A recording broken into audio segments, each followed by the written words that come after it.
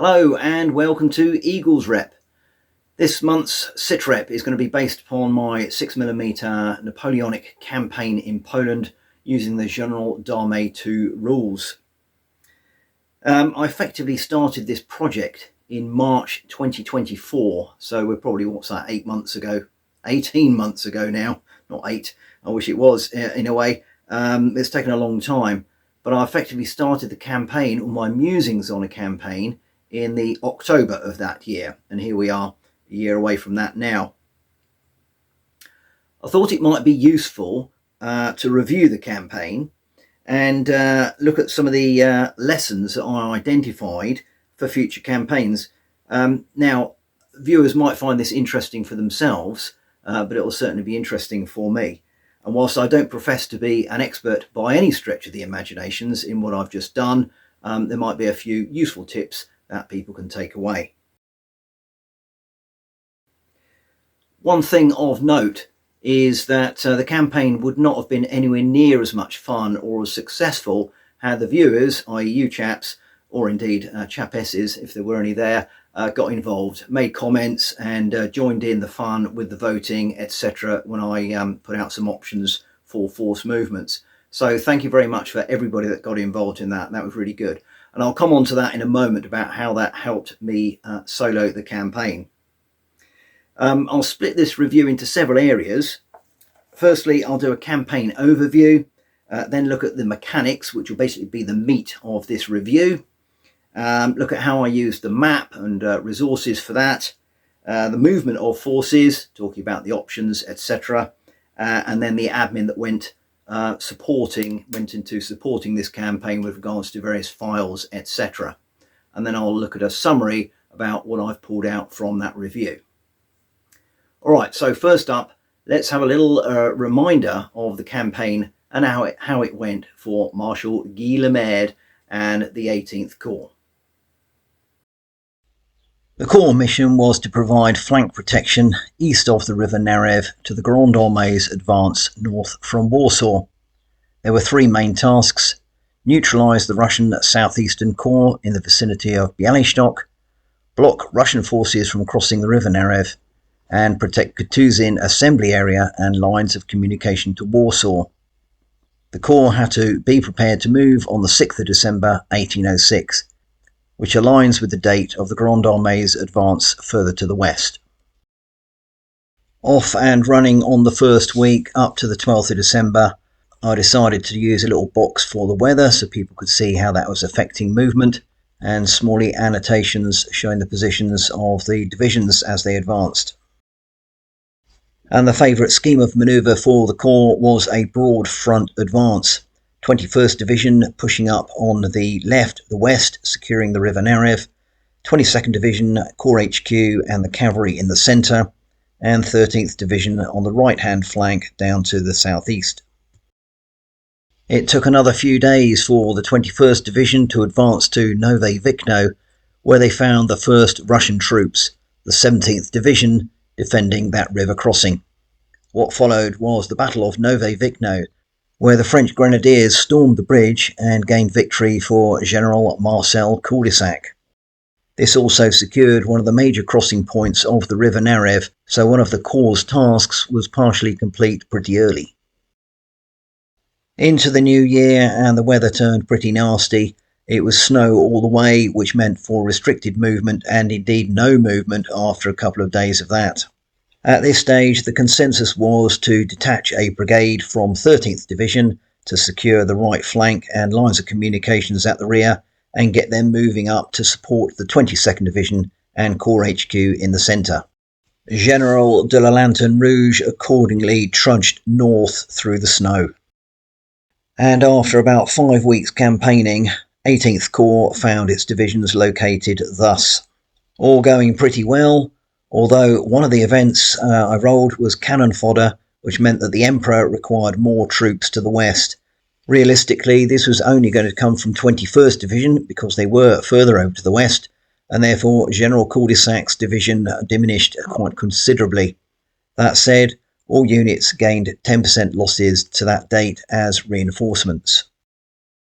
Around about that time, there was a better picture of the locations of enemy forces, and as the French Corps Cavalry moved toward Moiki, they met the Russian Corps Cavalry. Drama on the wargaming front as a glass of rouge was spilt on the snow, but a very interesting battle between two cavalry heavy forces ensued. The French were victorious. So the Corps is going great guns at the moment. Nothing is stopping them, and 2 victories. So good news for Loraine. And after securing the second major river crossing over the Narev and leaving a brigade to secure that, 21st Division, marching eastwards, met the remnants of the Russian 17th Division at Makovo. Another victory for 21st Division as they pushed to the east, and the Russians were proving no match for the French at this stage.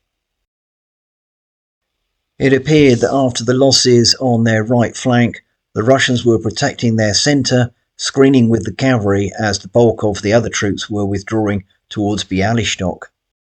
And indeed, there was a Mexican standoff between the two cavalry forces, the Russians not wanting to engage because they were pulling back, and the French arguably too weak to do much about it. However, the French 13th and 22nd Divisions continued to push to the northeast and drove the Russians back. It was at this stage that I decided to do a little vignette, what I called the Gugny interlude, using sharp practice rules for effectively a skirmish as the 13th Division were advancing. No doubt there would have been scores of these sorts of engagements over the campaign period, so I thought it quite fun to include one. By the 8th of February, 21st Division and the Corps Cavalry were advancing on the left flank to the north towards Prosky, while 13th and 22nd Division, along with Corps HQ, were on the southerly route advancing towards Borginy. The Russians would have to do something soon, otherwise the French would be in Bialystok for coffee. And indeed they did. The Russian 33rd Division gave Cul-de-Sac's 21st Division a bloody nose with a counterstroke at Prosky. All of a sudden, the northern or left flank of the 18th Corps looked very fragile. However, a bold decision was taken by Loraine to again advance on both fronts, the left and right flanks, one on Prosky and one on Zodzi. The campaign was clearly reaching its climax. The first engagement took place to the north at Prosky between the Russian 33rd Division and the French cavalry supported by the remnants of the 21st Division. The subsequent victory by General Partizan meant that if he could get there quick enough, he could support the major attack to the south at Zodzi. And indeed it was the threat of the cavalry arriving on the Russian right flank that did for bugger off in the end. The combined strength of the 13th and 22nd Division in the big corps battle at Zodzi were enough to see off the Russians. Their flanks were threatened for a while, but like I say, Partizan coming down from the north meant that it was always going to go one way, and bugger off decided to bugger off. And that was the end of the Russian Southeastern Corps. They had been neutralised. So there we go, the Battle of Zodzi ended the Southeastern Corps' capabilities of operating as a coherent force, and the French were victorious. Anyway, so on to the mechanics of the campaign. I'll show some slides in a moment about some of the stuff I put forward in the October of last year about how I wanted the campaign to run. But firstly, a look at some of the resources, or mainly one resource, which was the classic Solo Wargaming Guide by William Silvester. I did look at some other resources, books, etc., but I found that what he was talking about in there was more than adequate for what I needed to do. And in fact, arguably too adequate, because one of the other resources I used was looking at Little Wars TV when they were talking about organising some of their campaigns. I think one in particular was the Persian Roman one, I think, in Italy. And one thing they mentioned was keep it simple. Well, I didn't quite do that, but I think actually it naturally simplified itself as I went through and realised there was just too much going on. Anyway, let's look at some of the areas I was looking to use as tools for the mechanics for the campaign. So the outline was pretty straightforward. One turn would be 1 day. I'd do weekly random events, and there'd be a weather change every 2 days. From the movement side, March divided, fight united, in that I wanted divisions to move independently rather than have everybody moving around in a big core blob. And of course, we can detach brigades and reassign them after the second week. No cross-country through woods or marsh was allowed, so movement was predominantly along the roads. Because this was effectively an advance into hostile territory, I wanted the French to protect their lines of communications at the lower level. That meant random battalions would be dropping off 100 men per town or village in order to keep that secure. I particularly liked that mechanic because it did reduce fighting strengths rather rapid for some of the brigades and divisions, and I think reflected realism. When meeting the enemy, I was intending to dice to see if there was combat or withdrawal, but actually looked at it from a common sense perspective with the ground and the troop strengths, etc., to see if there would be an engagement. In order to generate French movement, I provided up to 3 options for the French scheme of manoeuvre every couple of weeks, and obviously put that out to the vote. And I did think that worked well, although you can argue, though, it's not really a solo campaign if I'm using other people to decide what to do. And then, of course, we had good old Chief of Staff Pierre Bière giving a bi-weekly, roughly, situational review, location strengths, enemy movements, etc., dispatches from wherever they may have been. I think that was a bit of fun, and I did enjoy getting my hat on. Now, I did create quite a complex movement chart for road, off-road, various units, speed, and weather conditions for light rain, heavy rain, fog and snow. Because the weather changed, or potentially changed every 2 days, there are 2 figures. The first figure was for the first 2 days of that weather type, and the second figure for the second 2 days and thereafter of that weather type. And where an S is annotated, that meant that movement had to stop. So, of course, for the movement, that was all very well and good, if a little complex, although I did very quickly realise that if units were going to use with any artillery, then every unit was effectively reduced to the artillery's speed across the ground.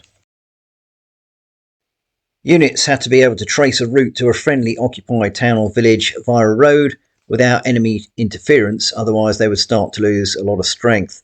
Now, this didn't actually come into play, but it could still be used in a campaign. I thought the Cossacks may well start to interdict some of the French, but they clearly didn't. And using a simple mechanic of dicing for bridges, again, didn't come into play because it didn't roll any 5s or 6s. But to be honest, in a game of this scale, both with the numbers of troops and the time, I don't think this is a mechanic that really would have made much difference. I was very keen for manpower and strengths of manpower to be a key element of this campaign. You read a lot about this sort of attrition over a few months, in particular in hostile territory, in the cold, etc. So attrition rate for desertion, foraging, rampant Cossacks on the flanks, sickness, every unit except the Cossacks got a strength reduction of 5% every week. And I thought that was a really good mechanic, actually. I enjoyed that one. Although I did think it may become a little bit too debilitating for the units, so I decided to give a monthly reinforcement of 10% of all losses to date. But after a while decided that was a little bit too generous and stopped that reinforcement. So once you were attrited, you stayed attrited. Battle casualties were to be calculated after each battle. Dispersed units would lose 30% of their total strength and worn units 15%. Every unit that was on the battlefield would also get a 5% of total strength reduction, regardless of any actual casualties. And that was in addition to the weekly attritional rate. After 2 weeks, 25% of unit losses for battle casualties would return to the unit. However, after a couple of battles, I found that this casualty calculation wasn't really working, and I therefore changed this mechanic to the following. This replicated the casualty count on the battlefield according to GDA2 rules. So a unit that had 5 casualties, if they were infantry, would actually have 200 casualties taken off their current strength. This method seemed to work far better than the original one, and I think it goes to show that you should never be afraid of changing things if it's not quite working out. The weekly random events were a lot of fun, firstly making them up and then rolling for them and seeing what the effect was. Some of them actually were, again, a little bit tactical, like Captain Calamity has a map, and therefore the division was delayed by 1 day for movement. Well, again, like the bridges, it didn't really affect anything. I did like the Crabby Git one, which meant that I think it was the 22nd Division went down with dysentery, and I gave them a 20% casualty hit for 1 week. So that was horrific from the perspective of numbers, but I think, again, realistic. Rolling for grognards meant that 10% of one unit committed suicide, which actually happened in the 1806-1807 campaign when some of the French realised they weren't going home for Christmas. So again, that was very realistic. The Emperor is feeling benevolent, whilst reinforcements, unfortunately, they never got that. And of course, cannon fodder was troops moving in the opposite direction to go and help out the Emperor, and therefore denuding 18 Corps, which did happen to the 21st Division. Overall, like I say, I was happy with the weekly events, but I made sure there was plenty of opportunities for there to be no event, because you can't have something like that happening every week. I've touched on the weather before, but this is the chart I used, and I rolled every 2 days for a change. Quite simple on a 1d6. 1, 2, move down 1, 3, 4, stay the same, 5, 6, move up 1, and that changed obviously according to the month that we were operating in.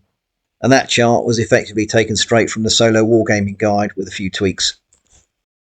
And finally, unit strengths. These were taken straight from the General d'Armée 2 book, and gave me a handrail for my start state and weekly status of each of the units. Well, there we go.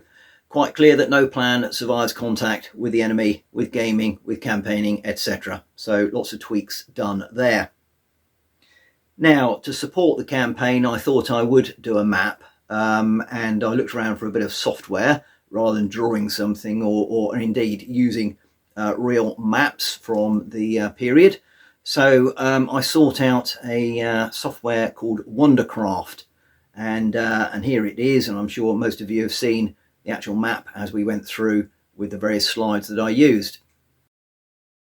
Now, the software is probably more fantasy oriented than I would have liked, and the program's pretty basic once you work your way around the various drop down menus, etc. I did put a grid overlay over that, which was linked to the movement I talked about earlier, but actually I didn't give it any scale, so I didn't say that 1 grid or 5 grids was 1 or 5 or 20 miles or whatever, because I wanted to keep it pretty fluid vis-a-vis units movement. And talking of movements of forces, I gave this a lot of thought actually about how best to do it. You can give both sides 3 options, sort of more likely, less likely, and sort of intermediary, or whatever, how you want to do it, and then roll depending on the type of commander that you have, a bold one or a pedestrian one, etc. So I contemplated doing that, and I went around the bazaars a few times, and I thought, well, shall I do it for the French or the Russians or both? And I was really struggling to work out how best to do this. And then I came up with what I thought was a great idea, of course, because it's my idea, to put the vote to you. Now, the only downside in that was obviously I needed people to give me feedback and actually vote on the options, which thankfully you did. So thank you very much for that once again, and indeed for the comments as well, because that was very amusing to read and great to see that people were getting very invested in the campaign, as was I. But of course, the disadvantage of doing that is that you're relying on me to give 3 options which are viable, and I suppose they were mostly, but there were a few dodgy ideas floating around at times. And indeed, you'll have seen to the back end of the campaign, I did actually give an option 3. Well, can you give me another option, because I'm kind of running out of ideas.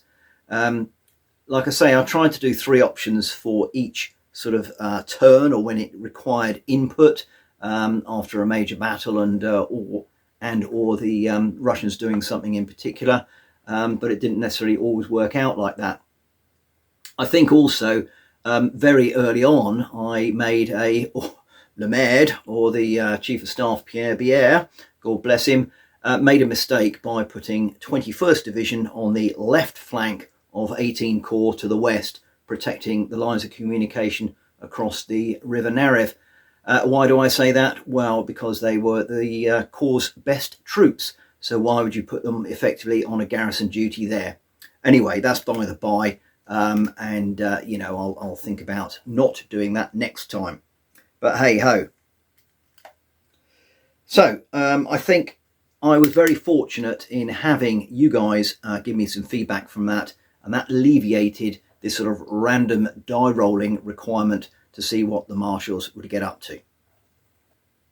And my final area of review is the administration going behind this campaign. Now, bearing in mind I was filming this and I've got hundreds of files for the actual film itself. Let's park that because that's effectively separate. This campaign generated a surprising amount of files, be that Word documents, PowerPoint documents, the map documents, and indeed some Excel spreadsheets, which was big as your arm. I'll just put a few up so you can see some of the numbers that I was dealing with here, but I had well over 100 files, if not pushing 200 for all the various bits and bobs. So here's a snapshot of the master folder for the campaign in Poland. Now, if I was going to do this again, I'd probably start naming them a little bit better so it'd be easier to find things chronologically. Taking a closer look at one of the folders, this is the Battle of Crusty. You can see I've got various files for strengths of the combatants.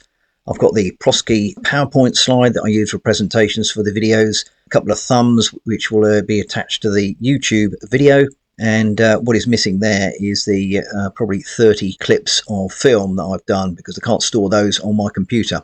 I've deleted them forevermore, although more recently my films are backed up on an external hard drive. You live and learn. Now, one thing I did realise after a couple of weeks, obviously not soon enough, was that doing all the start states and weekly attritional rates for the units and the battle casualties, etc., didn't work very well on a Word document. So I reverted to a master document on Excel spreadsheets and put a sum in there to do that for me. Far easier, and I wish I'd have done that from the start. But there you go, that was a good lesson to learn. When I did the presentations, I just cut the data out and stuck it in a Word document and then put it on a slide for you guys to have a look at accordingly. So I made it harder than it should have been from the outset. All right, so there we go. That's my review of the campaign. Let's have a quick summary of the main points. I think the first one is do not overcomplicate your campaign mechanics. Now, this may seem fairly obvious, but I guess until you run one of these campaigns, you don't really know how it's going to work out. Didn't really want to do a dry run through before I started and just cracked on, and did find that I had overcomplicated some of it. But there you go. I won't do that next time. Linked to that is don't be afraid to change some of the mechanics. I talked about my battle casualty calculation method, the original one, and then what I subsequently worked with after a couple of weeks. So it didn't really make any difference per se, but made it certainly a lot easier and in my mind a lot more realistic to calculate the effects of the casualties on the units using the GDA2 rules that I was running the campaign with. So like I say, you know, all things are flexible and don't stay rigid to what you originally started with necessarily. Work out what your key data is with regards to strengths of units and stuff like that if you're calculating it, and make a master document. Put everything in there, create all the formula ready to calculate losses and your attrition if you're doing that, and it's all in one place. So yes, far easier doing it that way rather than multiple Word documents. Well, it's an obvious one, but there we go. Don't put a glass of red wine on your white tablecloth because some twat will knock it over. And I think the final takeaway for me is don't be afraid to consider different rules to use across the campaign to lend depth to the narrative. I used a little vignette of sharp practice halfway through the campaign and thoroughly enjoyed it. It broke out of the GDA2 rule set and the size of the battle, but also gave a little bit more flavour and interest to the campaign, in my humble opinion. So I'll definitely be looking at doing that sort of thing in the future. So there we go, that is the end of my review of the campaign in Poland 1806 to 1807. You may well have some other takeaways from that, but that's what I managed to pull out, and hopefully I can take that forward for other campaigns. In short, though, overall, it was a lot of fun. I wasn't quite sure whether it would be or not. What made it more fun was interaction with you guys, so that's good news. It got my minis on the table. I spent a lot of time preparing them, and I think hopefully I did it some justice with that campaign and with the number of battles I had during it. And overall, I think it gave a good narrative linking various battles rather than just having isolated conflicts as you go. So a good story happening there. You could see the campaign developing. There were some setbacks. There were some ways to deal with that. There were some surprises, all of that good stuff, which to my mind makes up a good campaigning fun in Wargaming. So there we go. I think that's it for now. I'll stop gobbing off and sign off. Thank you very much for watching. If you've got any comments or thoughts from yourselves, please stick them down below. But apart from that, I'll see you next time. Cheers.